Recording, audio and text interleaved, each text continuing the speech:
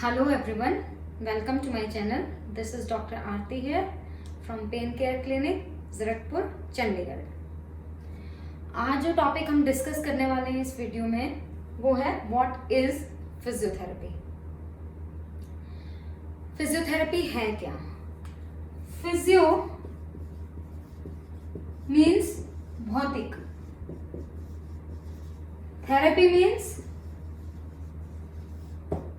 चिकित्सा, यानी भौतिक संसाधनों का यूज करते हुए ट्रीटमेंट करना। मीन्स विदाउट एनी मेडिकेशन, बिना दवाइयों के सिर्फ फिजिकल मीन्स से ट्रीटमेंट करना। फिजिकल मीन्स यानी कि जैसे हम बात करते हैं, इसमें दो टाइप के ट्रीटमेंट हम यूज कर सकते हैं। एक है इलेक्ट्रोथेरेपी और दूसरा है मैनुअल थेरेपी।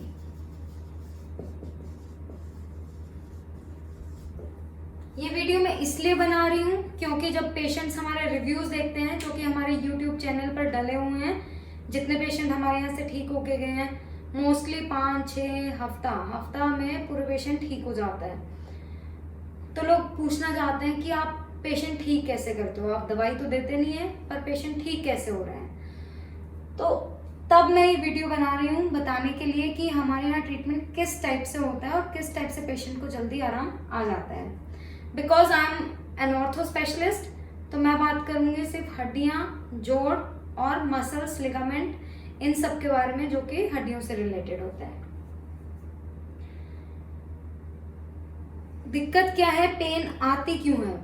जब हम बात करते हैं कि पेन आ रही है तो पेन आने का कारण क्या है, जोड़ों में जो दर्द है वो किस वजह से आती है। तो उसके लिए पहले आपको जोड़ को समझना पड़ेगा, जोड़ होता क्या है। जब हम किसी जॉइंट के बारे में बात करते हैं तो जॉइंट किस चीज से बना होता है? दो हड्डियां होती हैं जो मिलकर एक जॉइंट बनाती हैं।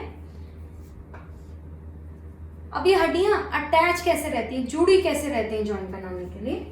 वो है मसल्स। उसके साथ में स्टेबलाइज करने के लिए लिगामेंट रहते हैं और टेंडन्स रहते हैं और नर्व सप्लाई रहती है उन मसल्स को, जिसके जरिए वो मसल्स काम करती हैं। तो जब भी आपको जॉइंट में पेन आती है वो किस कारण से आती है? या तो वहां पर जो बोन्स हैं उसमें कोई प्रॉब्लम आ रही है, बोन्स प्रॉपर वेट नहीं ले पा रही है, वीक हो गई हैं उस वजह से, या फ्रैक्चर हो गया है, या फिर मसल्स जो उन जॉइंट को जोड़ रही हैं उन मसल्स में कुछ टियर हो गया है, कुछ टाइट हो गए हैं या कुछ वीक हो गई हैं, उसकी वजह से। लिगामेंट ये नॉन स्ट्रेचेबल स्ट्रक्चर रहता है जिसको आप स्ट्रेच नहीं कर सकते, इसकी इंजरी हो सकती है। या फिर टेंडन्स जो कि मसल की एंडिंग है उसमें रप्चर हो सकता है, कोई टियर हो सकता है। और नर्व्स जो उस मसल को सप्लाई दे रही है, अगर मसल को इंजरी हुई है तो जाहिर सी बात है वहां पर प्रेजेंट नर्व्स भी हैं, उनमें भी इंजरी होने के चांसेस रहते हैं। इन सब की वजह से जॉइंट में पेन आता है। जब हम बात करते हैं अब पेन आ गया है तो पेशेंट क्या करता है? सबसे पहली टेंडेंसी जो रहती है, everyone wants pain killer. Pain killer, pain killer क्या काम करता है? पेन किलर उस दर्द को दबा सकता है, उस दर्द से आपको थोड़ी राहत मिलेगी, बट क्या वो इंजरी जो हुई थी आपकी वो ठीक हुई? वो नहीं हुई है। क्यों? क्योंकि इंजरी यदि आपके bone, joint, muscle, tendons, ligaments इनमें है तो पेन किलर ठीक नहीं कर सकता, वो सिर्फ दर्द कम कर सकता है। इस टाइम पे आपको एक फिजियोथेरेपिस्ट की जरूरत है, बिल्कुल जरूरत है। क्यों? क्योंकि अगर वो मसल टाइट हुई है तो उसको स्ट्रेच करना जरूरी है, अगर वो मसल वीक है तो उसको स्ट्रेंथनिंग करना जरूरी है। जब तक वो नहीं होगी तब तक आपकी जो इंजरी है वो पूरी तरह से ठीक नहीं हो पाएगी और आपका पेन, जितनी बार आप कुछ मूवमेंट करने लगेंगे वो मसल खींचेगी, आपको पेन वापस आएगा। तो ये तो कारण है कि एक फिजियोथेरेपिस्ट की क्यों जरूरत है और फिजियोथेरेपिस्ट काम कैसे करता है। दूसरी बात है कि हम किस टाइप से काम करते हैं, फिजियोथेरेपिस्ट से आप क्या एक्सपेक्ट करते हैं जब आप जाते हैं किसी फिजियोथेरेपिस्ट के पास, वो काम कैसे करते हैं। तो जब एक फिजियोथेरेपिस्ट के पास कोई पेशेंट आता है, सबसे पहला काम क्या रहता है, उसकी असेसमेंट। अगर आप कुछ MRI, कुछ एक्सरे रिपोर्ट वगैरह लेके जाते हैं तो बढ़िया है, उसमें दिख जाती हैं कुछ। एक्सरे में आपको सिर्फ हड्डियों के बारे में पता चल सकता है, MRI में सॉफ्ट टिश्यूज जैसे नर्व्स वगैरह के बारे में पता चल सकता है। लेकिन उसके अलावा यदि हम बात करें मसल्स की, वो आपको ना एक्सरे में दिखेंगी ना इसमें दिखेगी। आप एक्सरे MRI में ये सब चीजें देख सकते हैं। एक्सरे में आपको हड्डियां दिखाई देंगी, MRI में आपको सॉफ्ट टिश्यूज जैसे नर्व्स दिखाई देंगी। पर जो मसल्स हैं, जो और सॉफ्ट टिश्यूज हैं, जो किसी एक्सरे या MRI में नहीं आएंगी, वो टाइटनेस उनकी या वीकनेस है, वो किसी चीज में डायग्नोज नहीं हो पाएंगी। वो काम रहता है एक फिजियोथेरेपिस्ट का, जहाँ पे कि वो फिजिकल असेसमेंट करता है। उसके बाद after assessment the next step will be diagnosis. Diagnosis में जिन जिन कारणों की वजह से इस टाइप की प्रॉब्लम हो सकती है, वो कारण पहले सामने रखे जाते हैं, फिर मैच किए जाते हैं कि इनमें से एग्जैक्टली आपकी बीमारी जैसा कौन सा प्रॉब्लम है जो कि उस टाइप की बीमारी को क्रिएट कर सकता है। जो बहुत सारे कारण होंगे जिनके हम नाम लेते हैं, उसको बोला जाता है डिफरेंशियल डायग्नोसिस, जिनके सिम्टम एक दूसरे से जुड़े हुए होते हैं। उन सबको रूल आउट करने के बाद एक डायग्नोसिस पे आया जाता है जिसको कंफर्म डायग्नोसिस बोलते हैं। उसको लेकर ट्रीटमेंट प्लान डिसाइड होता है कि अब ट्रीटमेंट चालू होगा। अब आप समझ रहे हैं, असेसमेंट है, डायग्नोसिस है, ट्रीटमेंट प्लान है। ये सारे काम एक फिजियोथेरेपिस्ट करता है। ऐसा नहीं है कि आप जाएंगे और कुछ एक फिक्स्ड प्लान रहता है कि ऐसा पेशेंट है तो वैसा हो जाएगा, इतने दिनों में, इतने टाइम में ठीक हो जाएगा। ऐसा बिल्कुल नहीं होता। हर इंसान की बॉडी अलग अलग होती है, उसमें रिस्पॉन्ड करने की जैसे एक बॉडी रिस्पॉन्ड करती है, वो भी अलग अलग होती हैं। किसी की बॉडी कितना टॉलरेट करती है, किसी की कितना करती है, वो डिपेंड करता है पर्सन टू पर्सन, वेरी करते हैं।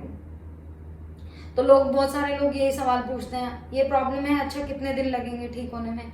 ऐसा वही मैं बता रही हूँ, कुछ फिक्स नहीं रहता है। जैसे जैसे आपकी बॉडी रिस्पॉन्स दिखाती है, 1 दिन में, 2 दिन में, उसके हिसाब से हम एक प्रोग्नोसिस पे आते हैं कि इतना टाइम लग सकता है आपको ठीक होने में।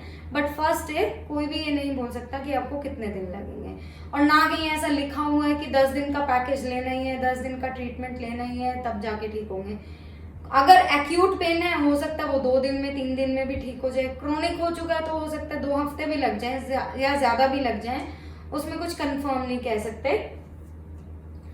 क्योंकि ट्रीटमेंट प्लान भी आपका 2 स्टेजेस में डिवाइड होता है।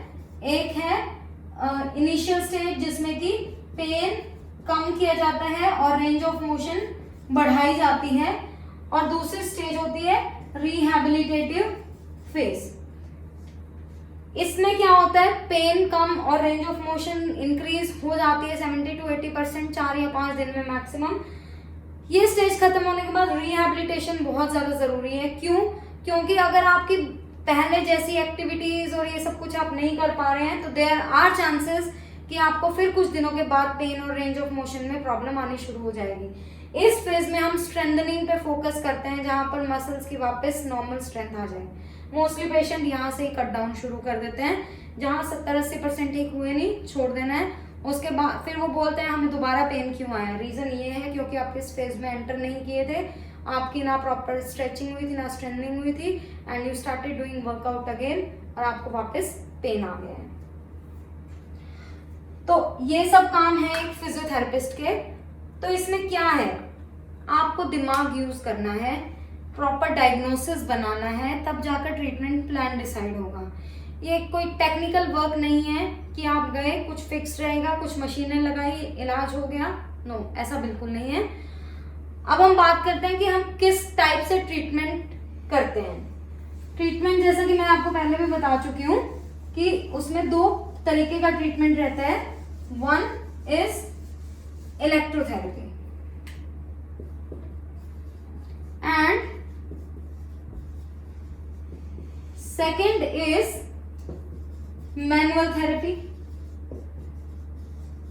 इलेक्ट्रोथेरेपी के बारे में ही मोस्टली लोग जानते हैं। फिजियोथेरेपिस्ट के साइड को सिर्फ इलेक्ट्रोथेरेपी के नाम से ही मोस्टली जानते हैं, बिकॉज ये सबने कभी ना कभी अपनी लाइफ में जरूर लिया ही होता है। इसमें इलेक्ट्रोथेरेपी में होता क्या है? IFT, TENS, microwave, shortwave, stimulation, hot pack.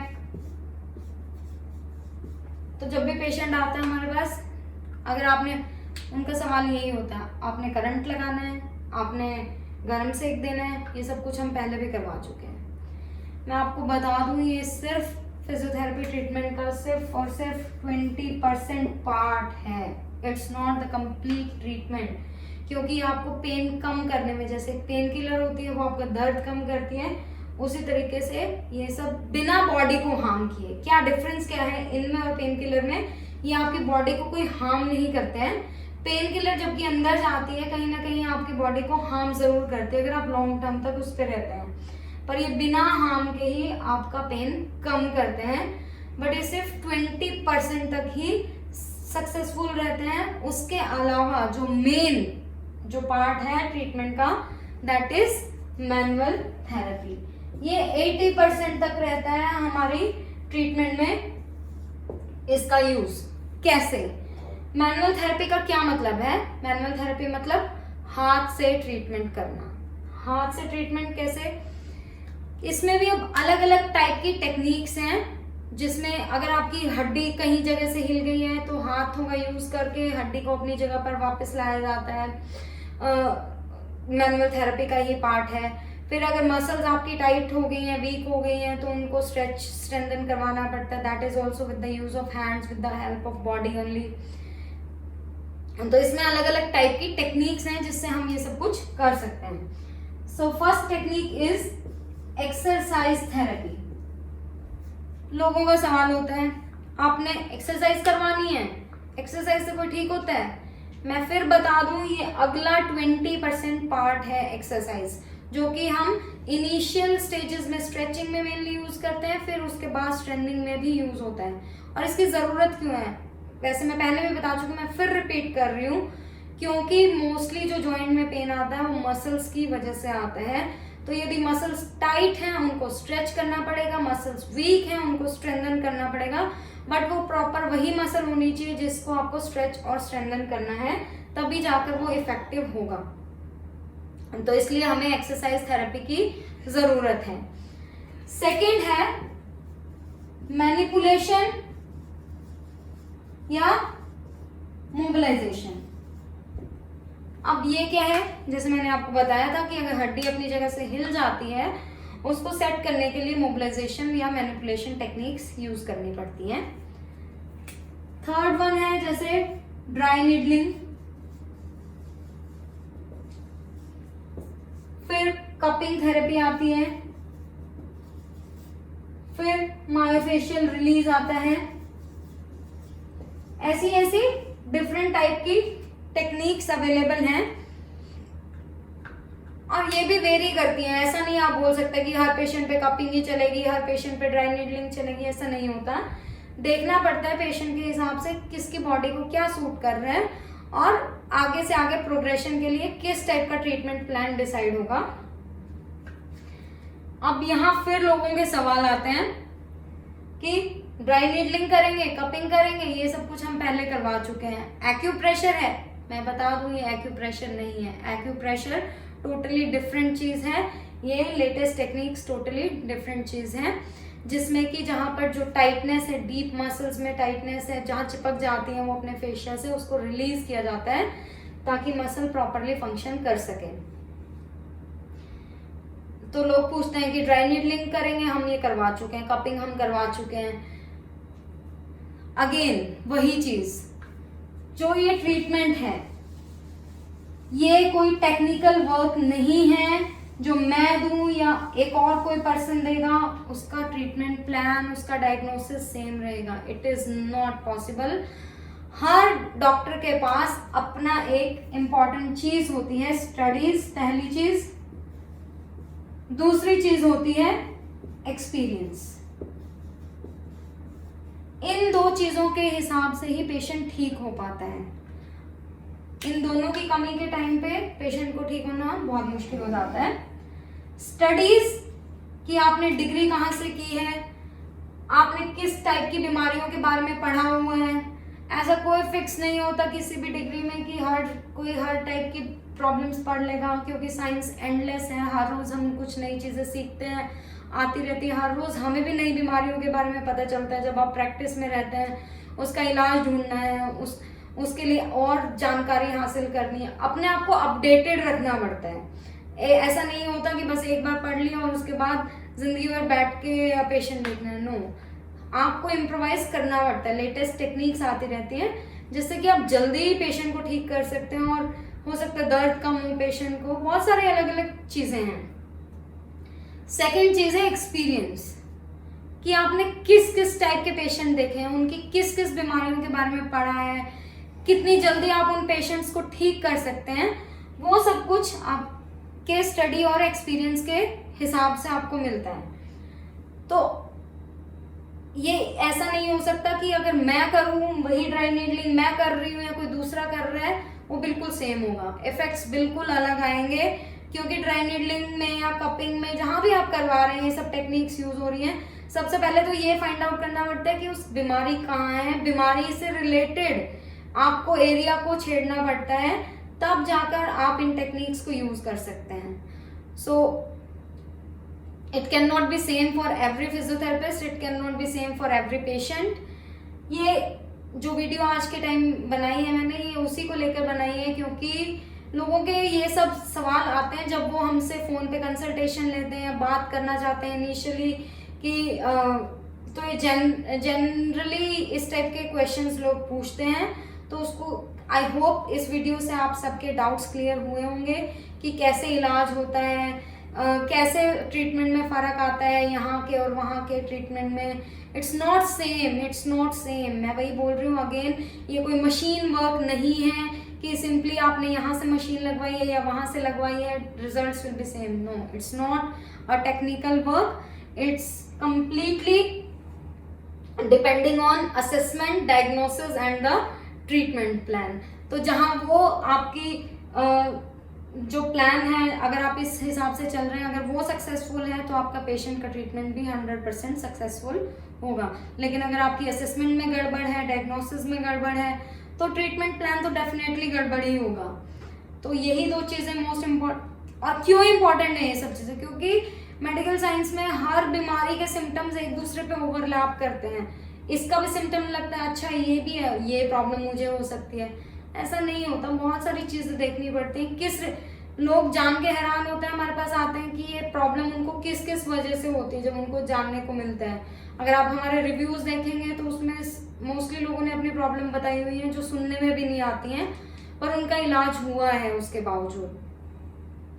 तो अगर अभी तक आपने हमारे चैनल को लाइक, शेयर और सब्सक्राइब नहीं किया है तो आप बहुत देर कर रहे हैं अपडेटेड रहने में, इंफॉर्मेशन जो आपके साथ शेयर होनी चाहिए उसमें। So please like, share and subscribe our channel. नीचे सब्सक्राइब का बटन है उसको प्रेस कीजिए और साथ में बेल आइकन है उसको भी जरूर प्रेस कीजिए, ताकि जो मैं अपनी लेटेस्ट वीडियोस अपडेट कर रही हूँ वो आपको टाइम टू टाइम मिलते रहे और वो आपसे मिस ना हो। Thank you so much.